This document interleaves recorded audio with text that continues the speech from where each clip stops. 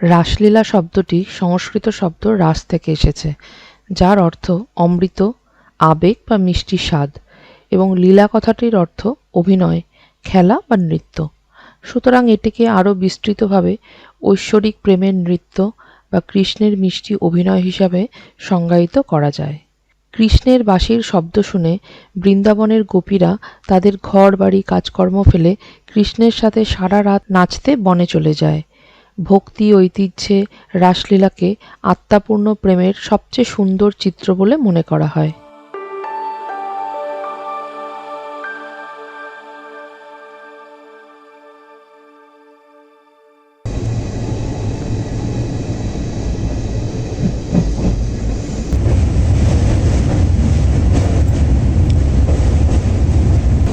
এরম জায়গায় বেশ মাঠে ঘাটে হেঁটে চলে বেড়াবো, হেভি লাগে। এরম গাছতলায় এসে বসবো, বই পড়বো, চা খাবো, কমলা লেবু খাবো। রোদটা পড়েছে পাকা ধানের ওপর।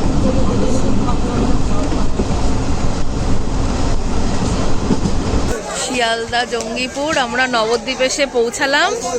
এবার এগোনোর পালা নবদ্বীপ ধাম। নবদ্বীপ স্টেশনে এসক্যালেটারও আছে।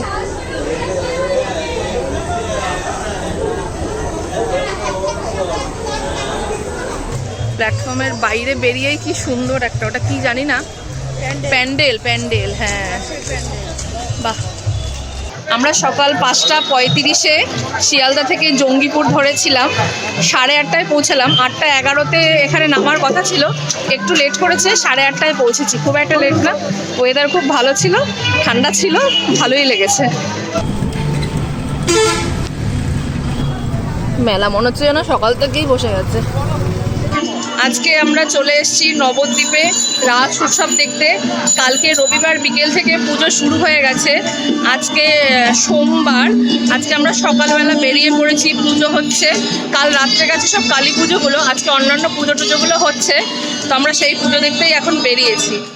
রাসলীলা হলো ভগবত পুরাণ এবং গীত গোবিন্দের মতো হিন্দু গ্রন্থে বর্ণিত একটি ঐতিহ্যবাহী গল্পের অংশ, যেখানে কৃষ্ণ রাধা এবং ব্রজের গোপীদের সাথে নৃত্য করেন। ভারতনাট্যম, ওড়িশি, মণিপুরী রাসলীলা, কুচিপুড়ি এবং কত্থক সহ অন্যান্য ভারতীয় শাস্ত্রীয় নৃত্যের জন্য রাসলীলা একটি জনপ্রিয় থিম। আমরা এখন রণকালীর মূর্তি দেখে বেরোলাম, ক্লাবের নামটা আর খুঁজে পেলাম না, মালার তলায় চাপা পড়ে গেছে বলে। ভারতীয় শাস্ত্রীয় নৃত্য কথক এবং মণিপুরী রাসলীলা ব্রজের রাসলীলা থেকে উদ্ভূত হয়েছে। কথক, যার নাট্যওয়ারী নৃত্য নামেও পরিচিত, পরে 1960 সালে কত্থক নৃত্যশিল্পী উমা শর্মা দ্বারা পুনরুজ্জীবিত হয়।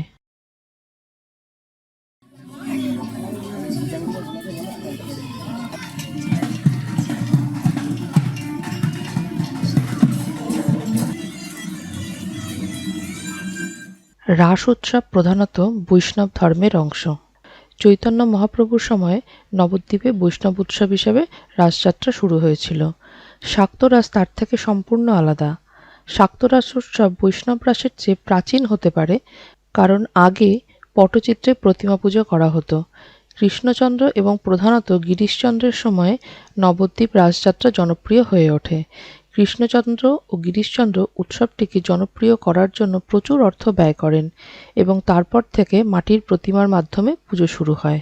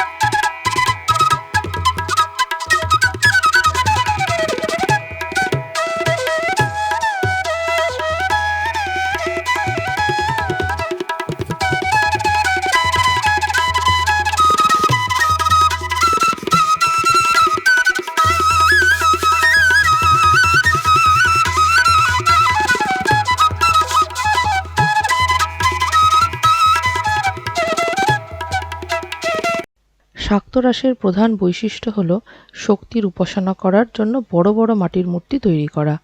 প্রতিটি মূর্তির একটি শৈল্পিক নকশা, বিভিন্ন ধরনের কল্পনা, ধর্মীয় বক্তৃতা এবং পণ্ডিতদের গভীর চিন্তাভাবনা রয়েছে, যা অসংখ্য মানুষকে বিনোদন দিতে সাহায্য করে। কার্টুনিস্ট চণ্ডী লাহিড়ী বলেছেন যে মাটির মূর্তিগুলির বড় আকার অন্য যে কোনো উৎসব থেকে আলাদা, কারণ নবদ্বীপ এবং দাইহাটের মূর্তিগুলি তাদের হালকা ওজন এবং বিশাল আয়তন হওয়া সত্ত্বেও সুঠাম এবং প্রতিসাম্যযুক্ত।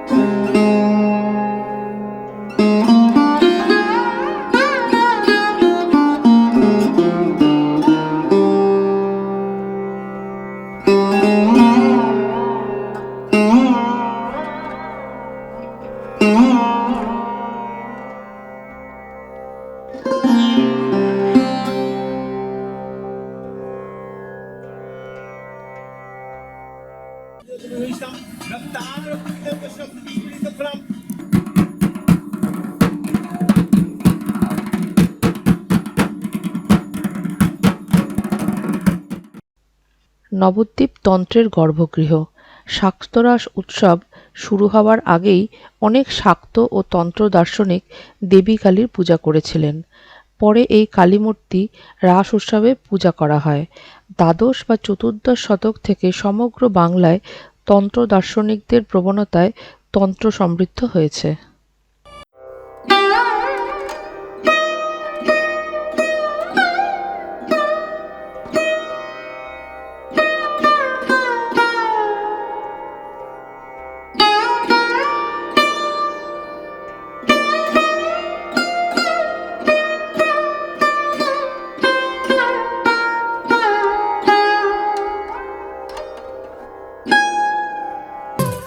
আজকে আমাদের নবদ্বীপের সেকেন্ড ডে। আমরা আবার সকাল সকাল বেরিয়ে পড়েছি কিছু ঠাকুর দেখতে। কালকে আমরা অনেক রাত অবধি ঠাকুর দেখেছি, সকালেও দেখেছিলাম। আজকে সকালে আবার বেরিয়ে পড়েছি কিছু ঠাকুর দেখার জন্য। সব ঠাকুর দেখে ওঠা সম্ভব না, কারণ এখানে প্রচুর পরিমাণে পুজো হয়, তো যতটা আমরা কভার করতে পারি সেটাই চেষ্টা করছি।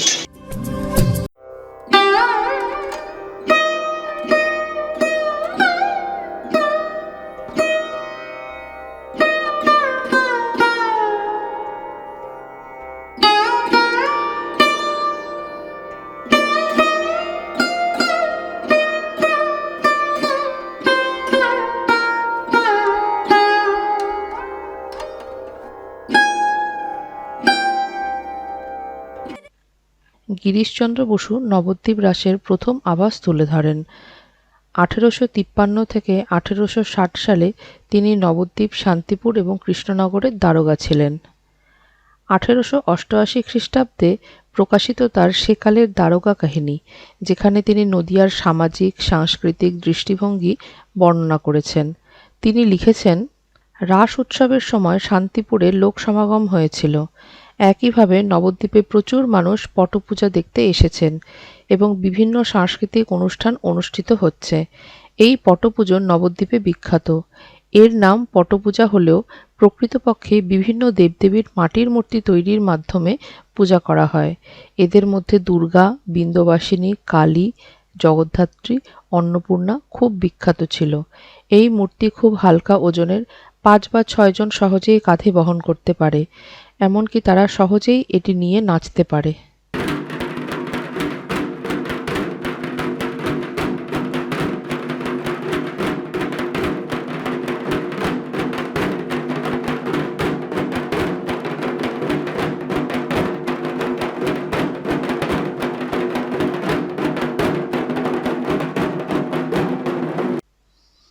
গিরিশবাবুর বর্ণনা থেকে 19 শতকের রাস উৎসব সম্পর্কে ধারণা পাওয়া যায়।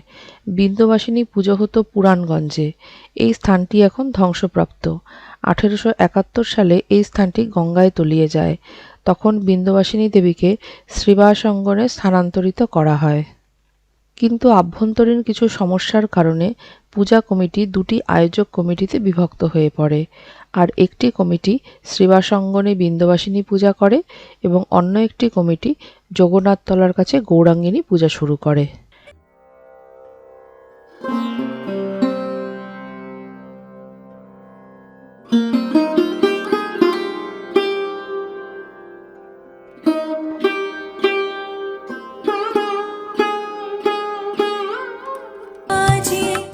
আমরা এখন চলে এসেছি বড় শ্যামার মূর্তি দেখতে। আমার ঠিক পেছনেই হচ্ছে বড় শ্যামার মূর্তি, বিশাল। এখানে এখন নো এন্ট্রি হয়ে গেছে।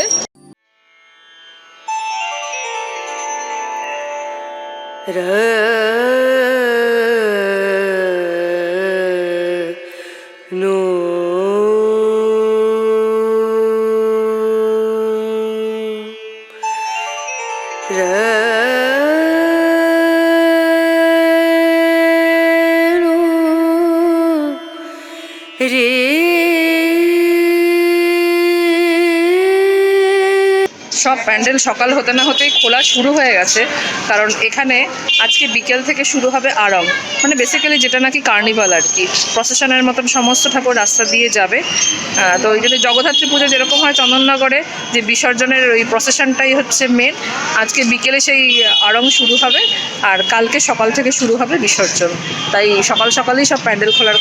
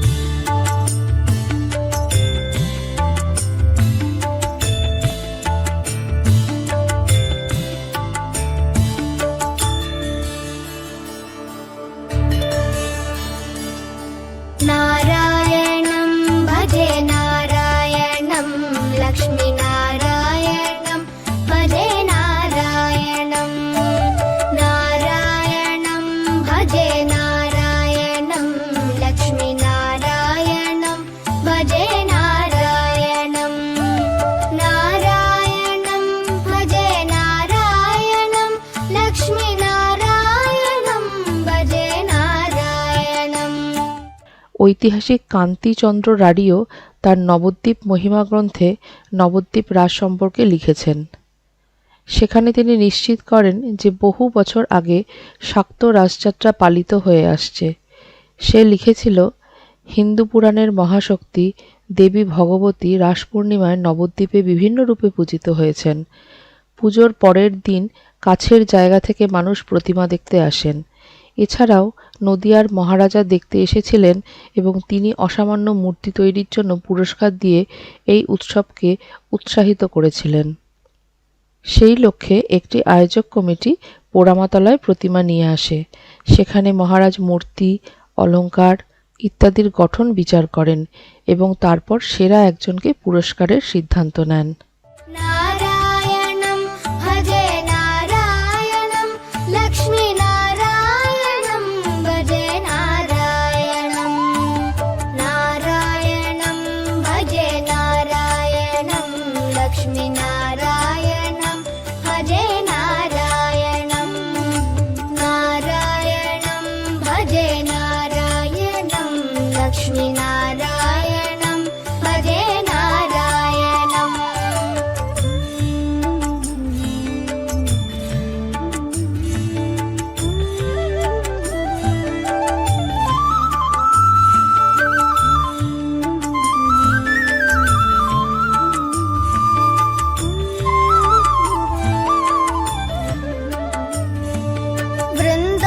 वृन्दावनस्थितं नारायणं देववृन्दैरभीष्टितं नारायणं दिनकरमध्यगं नारायणं दिव्यकनकाम्बरधरं नारायणं नारायणं भजे नारायणं लक्ष्मीनारायणं भजे नारायणं नारायणं भजे नारायणं लक्ष्मीनारायणं भजे नारायणम्।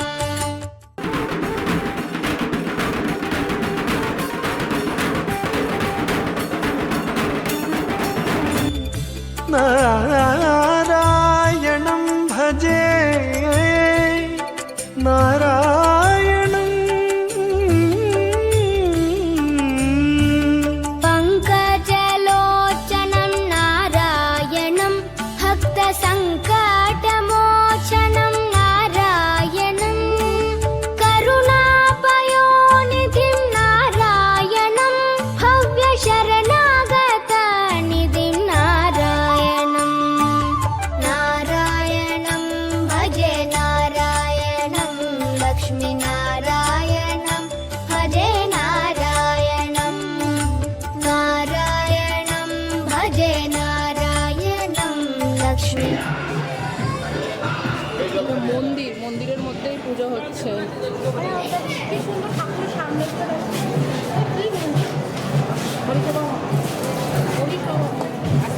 এটা হচ্ছে কৃষ্ণের আসল রাসলীলা।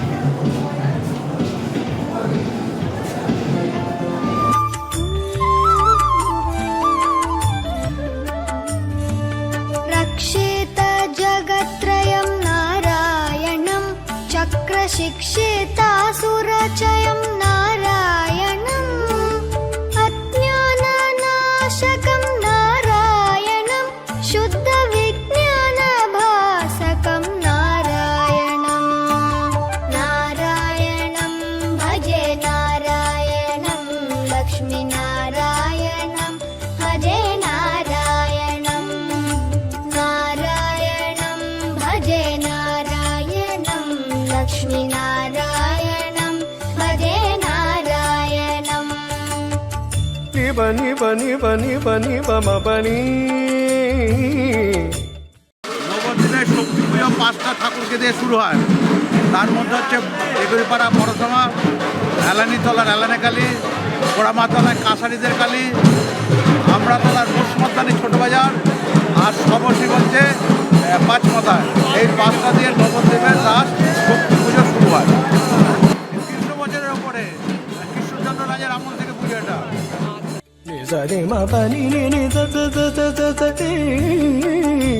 नारायणं नारायणं।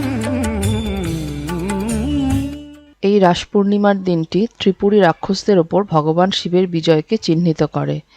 কার্তিক পূর্ণিমা উৎসবও জৈন আলোর উৎসব এবং গুরু নানকের জন্মদিনের সাথে মিলে যায়। কৃষ্ণের শেষ যাত্রা হল রাসযাত্রা। श्रीवत्सभूषणं नारायणं नन्दगोवत्सपोषणं नारायणं शृङ्गारनायकं नारायणं पदगङ्गाविधायकं नारायणं नारायण। আমরা গুহার ভেতর দিয়ে এখন যাচ্ছি। আমরা সুড়ঙ্গ পথ দিয়ে চলেছি এখন। এই সত্যি সত্যি মনে হচ্ছে একদম পাহাড়ের গুহা কেটে করা, কিন্তু এটা আর্টিফিশিয়াল আর কি, ওই অনেকটা থিম পার্কের মতন।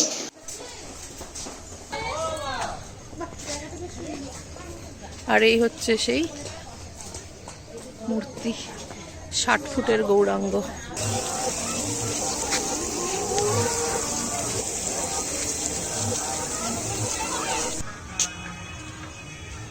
কৃষ্ণের লীলা চলছে। প্রচুর মূর্তি রাখা না এখানে, পার্কটা পুরো মূর্তি দিয়েই ডেকোরেট করা।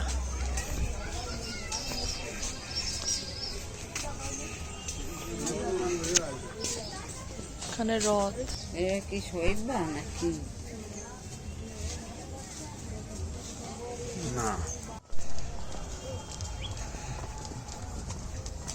ব্রহ্মা আর নারদ।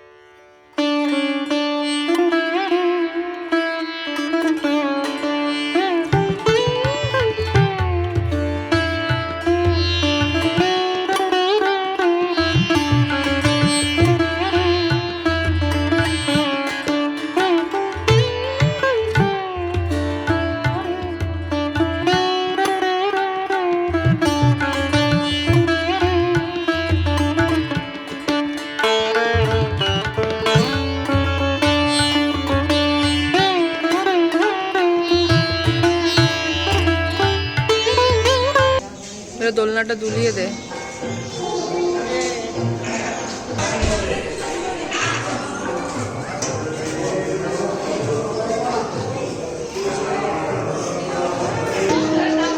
এটা তো পুতনা রাক্ষসী।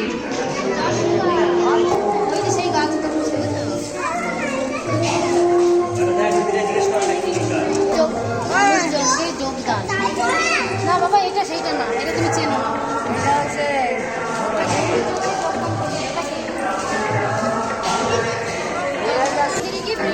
ছিল জগন্নাথের।